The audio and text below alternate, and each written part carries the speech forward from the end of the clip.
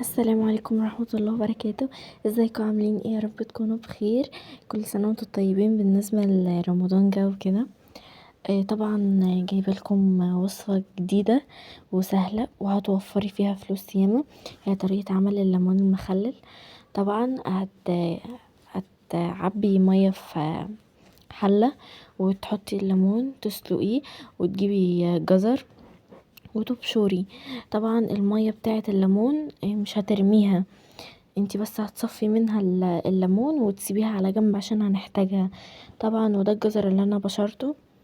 طبعا زي ما انتوا شايفين ده الليمون. طبعا هتحطي فيها حبة البركة والملح. طبعا انا قسمت الجزر نصين، حبة فيهم حبة البركة والملح، وحبة لأ. زي ما انتوا شايفين ده اللي فيه حبة البركة وملح، وده اللي مفهوش حاجة. طبعا ده بعد ما اتسلق سيبنا المية على جنب. طبعا هنقسمه نصين، مش هتقسميه يعني لتحت خالص. زي ما انتوا شايفين قسميه حتة صغيرة، وهبدأ اعبي فيه الجزر زي ما انتوا شايفين. طبعا انا هحط مع الليمون فلفل، جزر مبشور كده، يعني مش هعمل ليمون مخلل بس لأ. طبعا هتوفري، تقدري تعمليه في البيت، وطريقة سهلة ومش هتكلفك اي حاجة خالص. زي ما انتوا شايفين اهو. بصوا مش قسمه لتحت خالص، قسمه نص حتة صغيرة يعني. زي ما انتوا شايفين.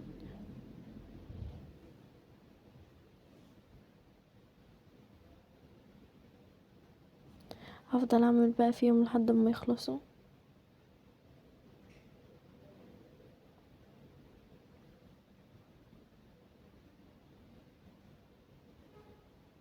طعمه تحفة. زي ما انتوا شايفين هفضل اعمل فيه لحد ما يخلص.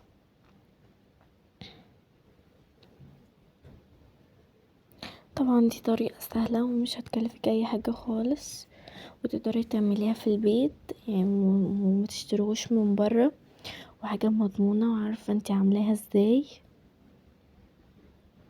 زي ما انتوا شايفين. طبعا هتجيبي البرطمان اللي انتي هتعملي فيه.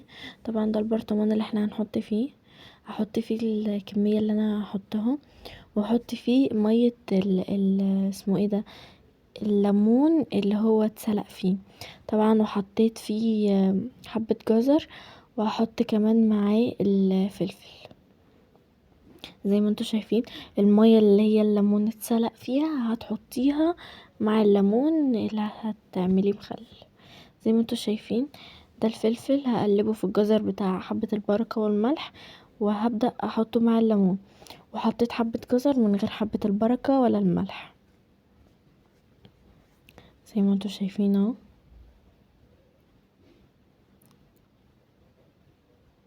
هفضل بقى اعمل الكمية اللي انا عايزة اعملها، وهبدأ احط في البرطمان. زي ما انا قلت لكم هتحطوا المية بتاعة الليمون، وهتحطوا بقى معاها فلفل، وهتحطوا معاها جزر كده يعني. زي ما انتوا شايفين اهو.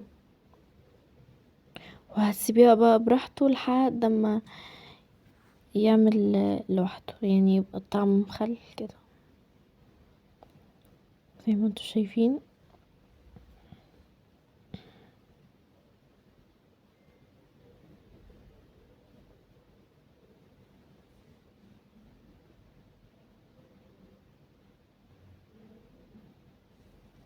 زي ما انتوا شايفين اهو. شايفين انا بحط الجزر ازاي في الليمونة.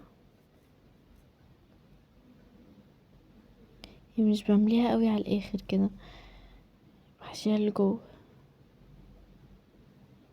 يعني مش بخليه طالعه لبره اللي هو الجزر، مش بخليه طالع لبره.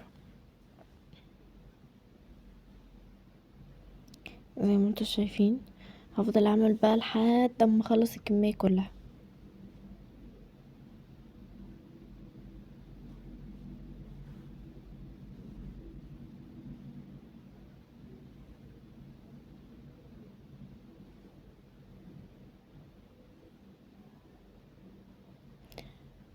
طبعا ده الجزر طلع لبره بس عشان هي اتفتحت زيادة. زي ما انتوا شايفين. لو عجبكم الفيديو تعملوا لايك واشتراك وتفعيل الجرس وكومنت حلو. ودي النتيجة، والسلام عليكم ورحمة الله وبركاته.